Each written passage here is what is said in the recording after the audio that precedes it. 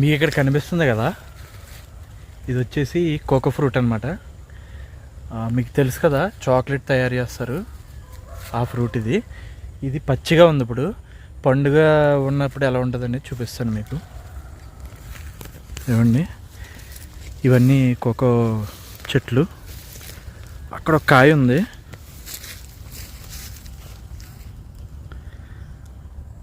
ఇది సరిపోదు. ఇదిగోండి, ఇక్కడ ఒక ఫ్రూట్ ఉంది. ఇది బాగా పండిపోయింది అనమాట.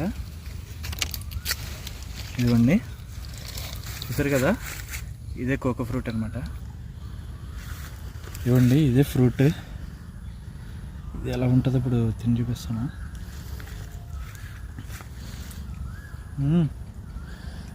ఇది ఎలా ఉందంటే కొంచెం పులుపుగా, కొంచెం తీపిగా బాగుంది. ఇవ్వండి, ఇలా ఉంటుంది. బాగుంది కదా. వీడియో నచ్చితే లైక్ చేయండి. బాగుంది.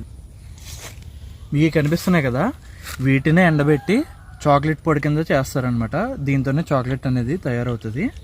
ఇంకా పల్పు ఎక్కువ ఉంటుంది, కానీ తక్కువ ఉంది, ఇప్పుడు సీజన్ కాదు కాబట్టి.